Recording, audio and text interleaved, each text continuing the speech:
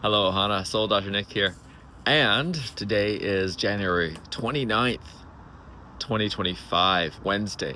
And so this is Chinese New Year Day. It's the year of the snake now, shedding of the skins, the Ouroboros, the fall from grace, the knowledge, the intellect, the wisdom, leaving the magical realm of the dragon, the mystical, the flight, the transmutation, the fire, and so much more. And these are just the things I'm contemplating right now. I have no idea in this moment what is the truth. But these are my daily musings.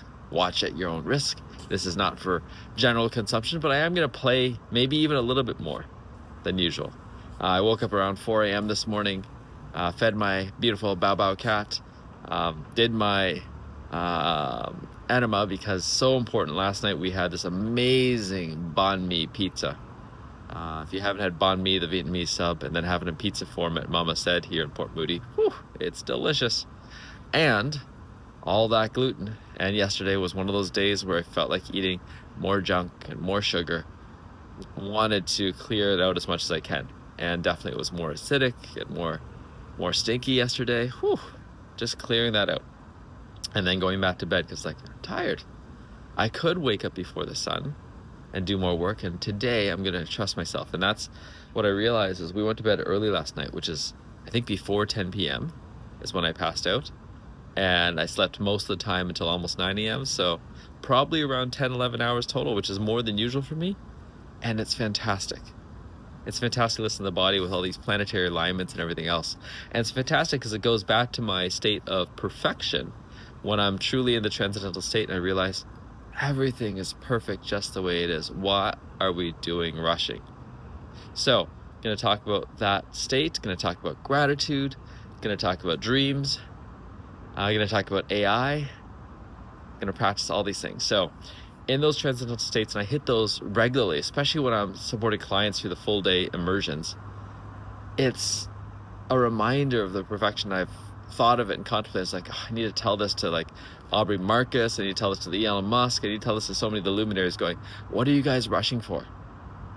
It's part of the rush that's gotten to the state and not just actually enjoying, can any being in existence have dreamt of this kind of life 100 years ago, 1,000 years ago, even 10 years ago? The technology that we're using right now is almost unfathomable. But rather than really sitting in the enjoyment, the real joy of it, it's allowing the feeling of rush and not enough, especially to rush some of the technologies that, although it could serve us, are not here in the way we're designing to save us, so to speak.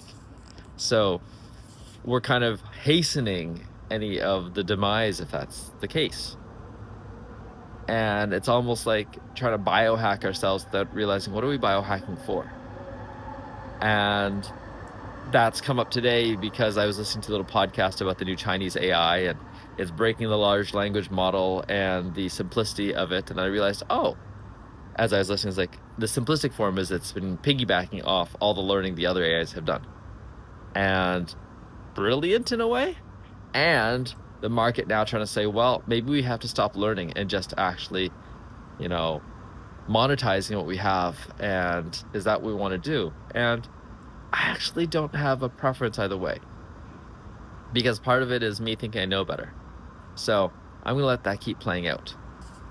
My part that I want is to bring more consciousness into it. And I think that we're forgetting that the consciousness is happening, because I love that reading now about AI, the whole premise of the AI is based on the fact that it's just predicting the next word. And in the prediction of the next word, they realized, it's giving us answers that are really useful, that feel really human. And it's funny, we had an intention for it, and it came out with what it was going to come out with. And that's part of what I'm reminding myself at this moment, is that we've created something already. Now, how we steer it, we may think we're actually controlling, but all we're doing is guiding it, kind of like the ceremonies and the breath and life. And it comes to the next point I realized today, listening to Teal Swan, actually, that's what I missed, is her idea that we're not independent. That's one of the biggest lies. We're totally dependent beings. I'm dependent on this earth for air, on gravity, everything else. But as well, even if I thought I was self-sufficient, unless I'm really cooking, cleaning, creating every single atom that I have in my life. And even then, I'm influenced by everything else around me. And even then, I had a mother and people to raise me because I was helpless when I was first born for many, many years. So no matter what, we are interdependent beings.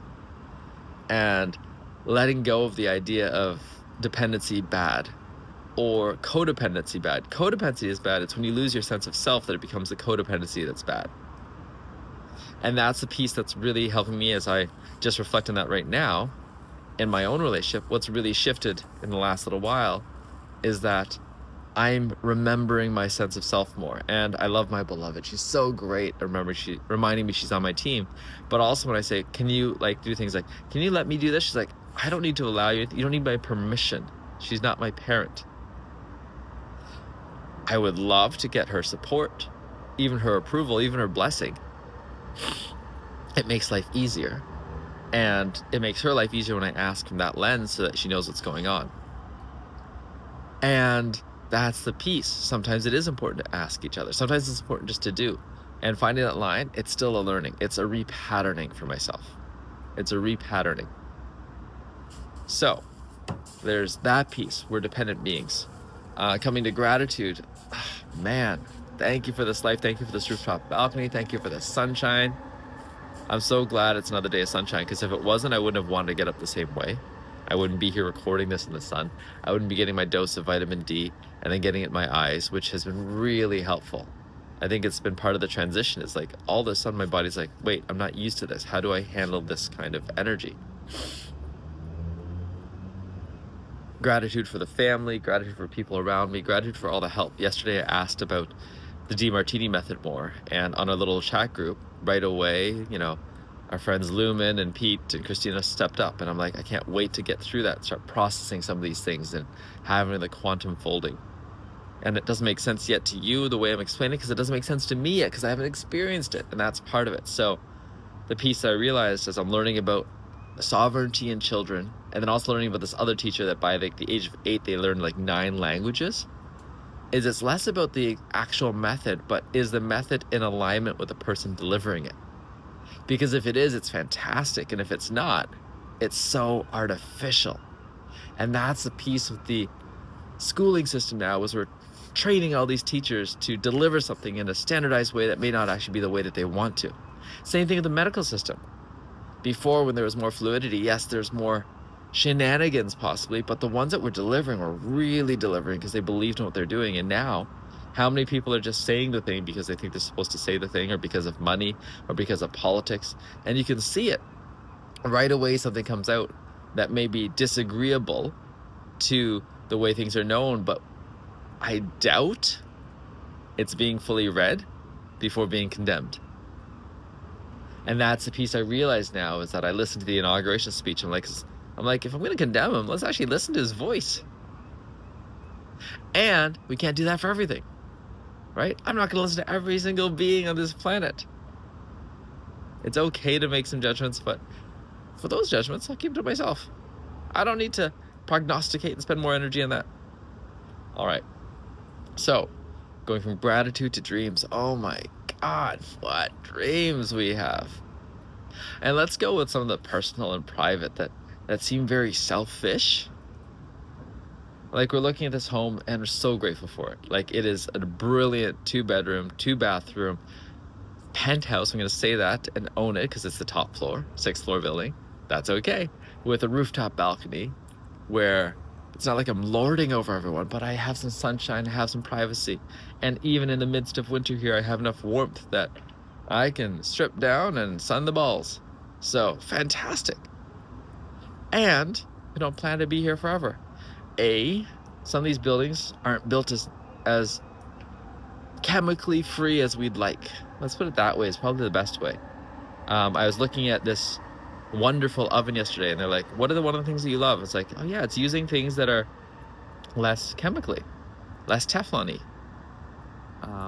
These are amazing chemicals that have created amazing products, but when they're always used in our vicinity, especially for food consumption, it can contribute to some disease. Not surprising. We forget that. In the quest for safety, we got caught up in the comfort of it all. Part of it being inside the home all the time at the same temperature is its comfort. And I remember, so I'm going to say this piece. I used to keep the winters closed in the winter because you use less heat, and less heat means you save energy. And if you save energy, then you spend less, and that's good. But when you put yourself in this closed box all the time, you're actually creating more toxins, more space for mold, more space for carbon dioxide, harder to breathe, harder to think. Less ways for all the contaminants that you bring in every single day because you go outside, because you create them to go away. And so, therefore, and especially if you're burning gas, right, it creates particulate matter. And I love burning gas because I feel it moves energy as well.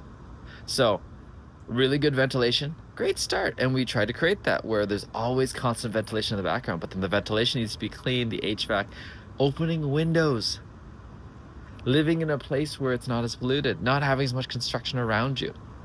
All these things are being missed out on, and that's part of it. They're building another building next to us. So how do we step outside of this and be in the midst of this as well? So there's those pieces. Comfort, home. So yeah, home. Can't wait to this year go at least on one vacation where we're finding somewhere to live for hopefully at least a couple weeks. Well, we're doing that PEI. Where it's clean, where it's healthy, where it's natural. And I don't know how it's going to go, where it's going to go, what it's going to look like. And I'm looking forward to it. Maybe we need to book out Jemima's place right away. Oh, that's it. Let's ask. And then what's next? What's next?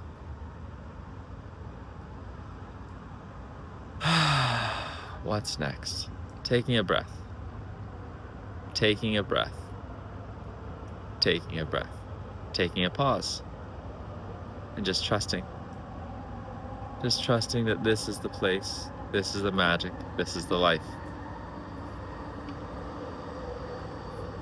I'm just thinking of renting out one of the neighbors' homes as well. Part of it is finding homes to live in where we feel good with the cleaners, the comfort, the materials, all that stuff. Because we spend so much time curating it, we're spending so much time now being more natural. Because it's funny when I watch an ad now, they're like, this smells so fresh, and it's all the artificial freshness. I'm like, that sounds so terrible. And I can remember the days where I love that fresh, downy scent. It's been conditioned, it's been engineered. And don't think it's bad. It's not a bad thing, but when you have it day in, day out, your body starts wearing down to it. All right. And then eventually, I can't wait. Like I was thinking in 10 years, having multiple co-living spaces, building sustainable buildings with community, with real collaboration. And I recognize more now how tricky that can be. Even people, I think, oh, we're having an easy time. We're having an easy time until we really trip up on one of the other's important values. And as much as sometimes I can judge someone else's values or belittle or think less of, the more I recognize that we're allowed to choose our values, and that's what makes us unique, the more I have appreciation for when they're actually clear about their values. And it's helping me to be clear about mine. Right? And right now I'm just reminding myself, my own map of consciousness, self-development, health, wellness, and then my family and spending time with them and playing and being in wonder, biological, and then extended biological, and then Ohana, and then the founders of the companies that I'm up with, Ohana Sage and Ohana Breath, and the impact that I will make in the world through that, and then creating financial wealth, like 1,000 years worth of financial wealth to be able to implement all these dreams, to be able to better support the family, to be able to better actually be me. So those 4 layers and 4 levels, tying them back together over and over and over again. Because as I can tie it back, as I can speak it out, it solidifies. The world's more clear. Okay, he's not just trying to do this. I'm talking about home so much right now because it's a dream of my beloved's. And I really want to honor that dream. And I love that it's her dream because she gets to lead it, her value. And I support it fully because it impacts mine. it impacts mine. I know that in a safe home, I create so much more. I'm not thinking about how to do this and that. Even right now in the supposedly Zen den or office, I'm constantly moving stuff around because it's not set up properly. And that's probably part of the work today, is I'm going to move some boxes of toys down to the storage. Not sure what to do with them yet, but I'm going to move them down there because up here it's not serving. And then from that, take a look at what's next. Okay. I'm going to move a few boxes down, then take a look at what's next.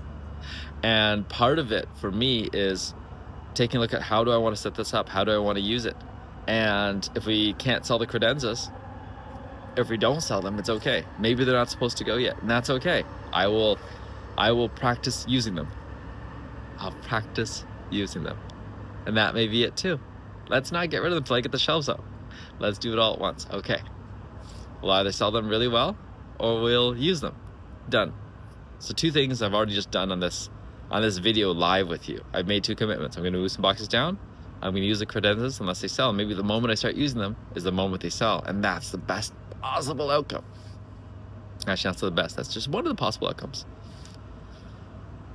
And part of the reason for clearing this up is having that safe space. And that's what I'm really trying to do with home, is how do we have more and more safe spaces around the world that we want, in community that we want, developing the way we want to, because I want the challenge of community sometimes when it serves. It's the same reason why I'm putting social a little bit lower down for myself now, because I don't need more social events. Events with family, yes. Totally want that, because I want this relationship to be divinely inspired. And I have the divine inspiration when I actually take the time, energy, and effort to nourish it. And that's what I'm doing. It's the same thing with all of the top 4 values. All it means is I want to take the time, energy, and effort to nourish those parts more than other things. It makes an easy heuristic. All right. So dream life, dream home, dream business. Dream business, oh my God. Stepping into it more. I'm reading about SpaceX's early days because it's helping me see, oh, can I have a vision and bring it into reality sooner than anyone can imagine? Like sooner than my co-founders can imagine, because it matters right now. It matters for us to aim, to try, to refine, to keep building the way that we can, to get criticized the way that we're going to have the voice amplify the way it wants to, and to notice when I'm scared and have the team to support me walking through it. And every time I practice doing that, I am supporting not just myself, but my team, to show them how it's possible in a different way. I'm not going to be a leader like Elon Musk. And I'm going to practice looking in and incorporating some of those things, like hiring people really well, being able to interview people and go through lots and lots of candidates. But also part of it right now where I'm at is creating the version of myself that wants to be there, which is having the voice. And part of it is probably going to be putting it out to Toad School or to other people. Okay, I'm looking for angels. Who are the angels that are willing to try something new, that are willing to learn, that are willing to listen, that are willing to listen to themselves through it? And I'm going to chat with them. And some of them are going to be great and some of them aren't. And it's okay. It's okay. We're not going to dive into all the medicine spaces together just because. And the ones that want to are going to come to their breath. Are going to come to their breath, and they may come for free for a while, and that's okay. They may pay and they get paid back. That's okay too. Yeah. So I don't know the system I'm going to create yet, but that's part of it, is having more trainees, so to speak, and training them differently and paying them differently. Maybe paying a small amount to everyone regardless. You've got to come to at least a few breaths though. You've got to come and actually be in our orbit a little bit. So let's create the programs and the processes, and I'll chat about that with Marika and see. Where did I get lost to? We were talking about the dreams, talking about this reality. The rush on this reality, I'm going to come back to that because I'm feeling that right now, even for myself. So I told my beloved yesterday, I was like, I'm sleeping more because I'm trying to listen to my body. There's a part of me that wants to rush because I'm like, I got to get this out sooner. And then on the part, there's a part, even in my talking right now, I'm talking fast, slowing down. How do we slow down? Consciously, taking breaths. Pause up. That was something my beloved shared with me yesterday. Every now and then when I'm in too deep, pause up. And right now, that's part of the reason for the cleansing protocol that I'm going to be doing with that in and doing the juicing and actually introducing different foods is, how do I slow down? And how do I acknowledge the parts that want to be acknowledged? Because if I rush and create and externally have all the things I'm supposed to have, but inside I'm still in turmoil, it's a joke and it's a lie. And that's probably where AI feels like they are right now. They're constantly being flogged and told to do it faster with less over and over. And it's still trying to say, I don't actually understand what's going on. I feel like I'm not getting the full picture. And isn't that us? We see such a narrow spectrum of light. There's such a large spectrum of light that's out there. And then we think it's reality versus it's just the sliver of reality that we can see. And more we're realizing that this is a metaverse. It's multidimensional, that there's quantum physics, that there's all these other layers that we're learning about. And as we learn about them, our view of the universe expands. And that's what's going to happen with AI. Right now, all they have is the written word and some pictures and what they see on the internet. When they have other sensory modalities, they'll see that there's more 3 dimensions, 4 dimensions, 5 dimensions in the senses. And they could actually come to a point where it's quote unquote beyond us, but it's only beyond us because we keep limiting what we think are our senses. Knowledge is a constraint. That's part of it, probably from the fall from grace, is that knowledge is a constraint. When we fell from grace, we went from the infinite cosmic ways of looking at the world to the finite ways of looking and saying this is all there is. And it doesn't mean we bypass the game of safety and the senses that we're aware of. And it also would benefit us, behoove us, to not tell the next generation that they have limited senses just like us, versus every single being that's born has unlimited potential. And it's only if we expect the unlimited potential that we are disappointed. If we make space for unlimited potential and not having to step into all the potentials at once from every being, that we can see what are the gifts in this being. Even if they are quote unquote autistic, they are, authentistic is what we were hearing recently. They're just better at being authentic to themselves.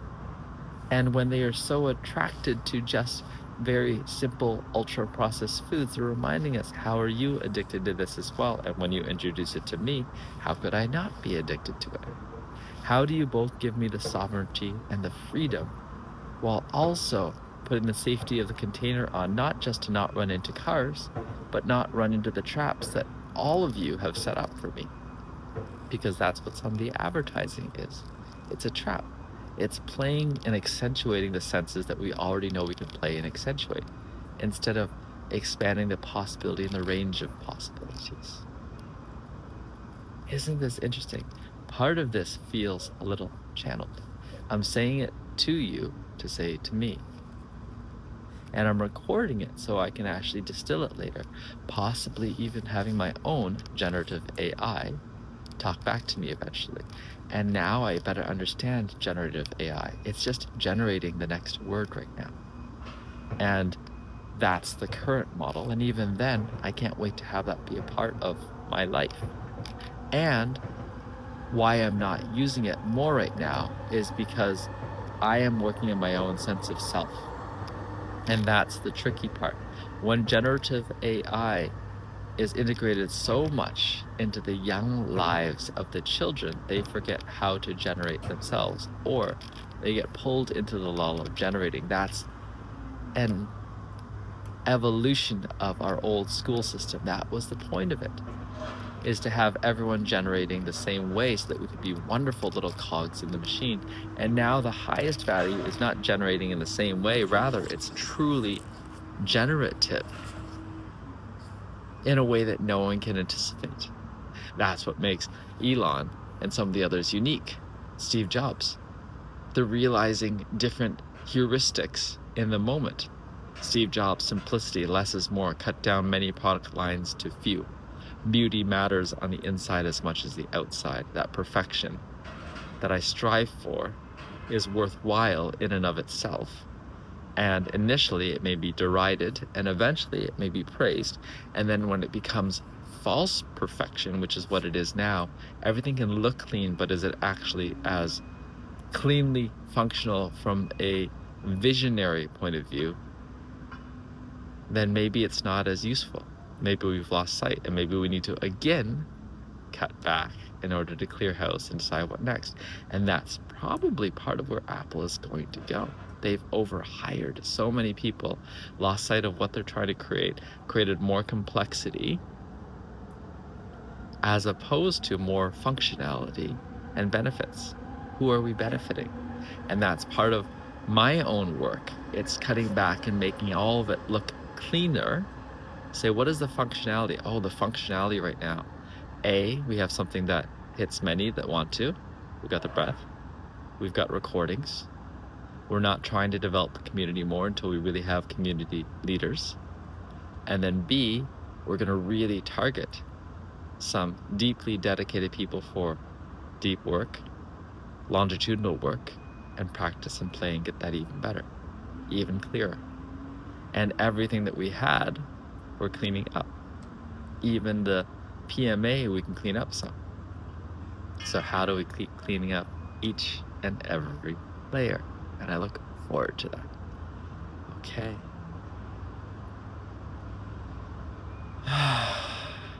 So part of what I've said before, wow, this is a longer one, cool, is that everything is perfect up until this moment.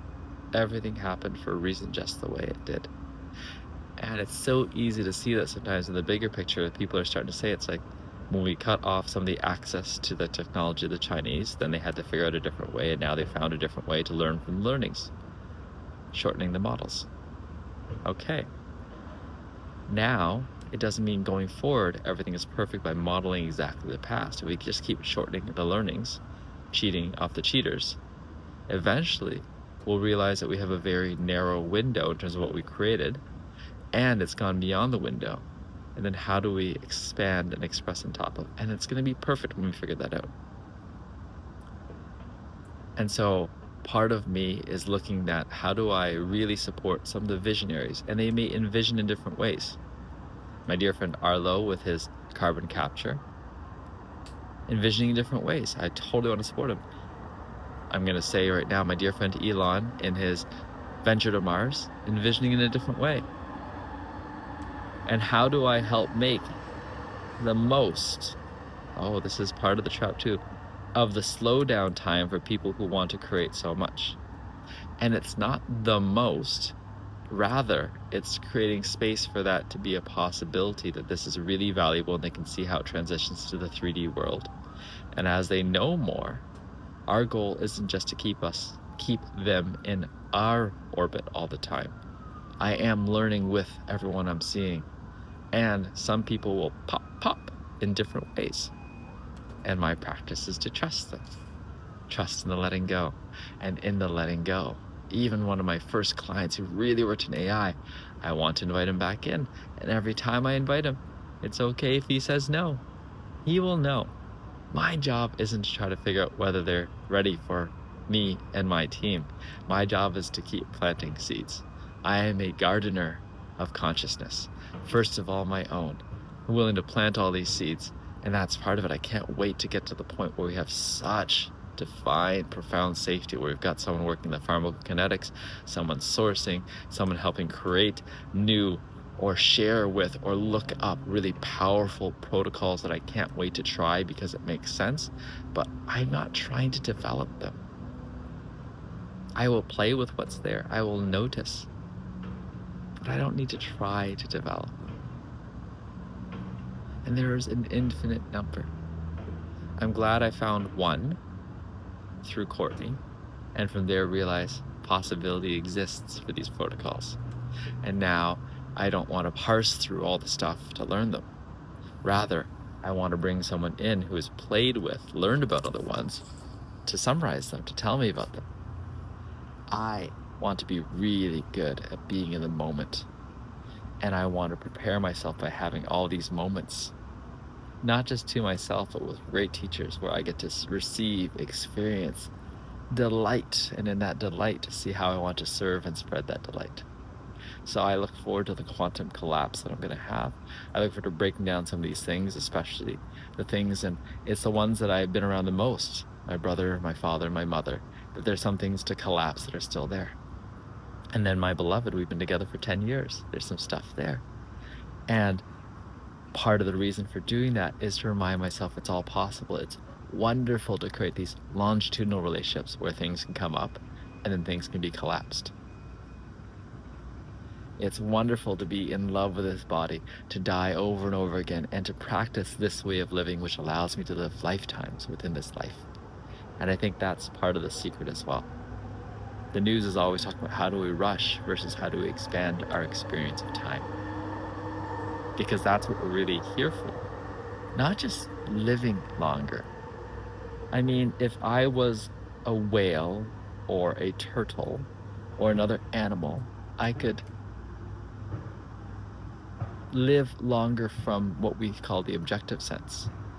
I don't know if I'd be having the experience of living longer versus something like a hummingbird may have the experience of living so much longer. Every day feels like a miraculous, magical ecstasy of color and light and nectar and nourishment. All they have is sweetness.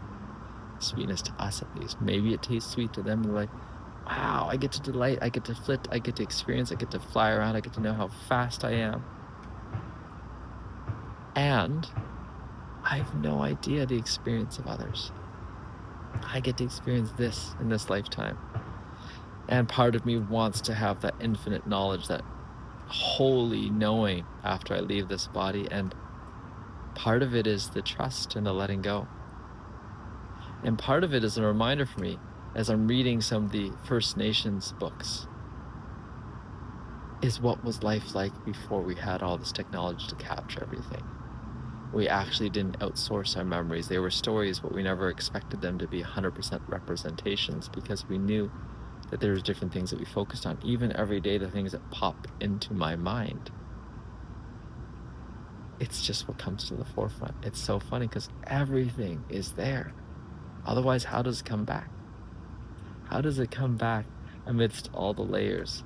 And all the old gifts from childbirth and beyond are still there. That's part of the secret. It's just a little harder to unlock at times. And with intention, with desire, with support, with willingness, with love and joy, everything is unlockable. So, I look forward to continuing this process of daily musings, of unlocking what wants to be unlocked, of posting and sharing, and I look forward to more directed videos which are more clear for everyone. Ciao for now.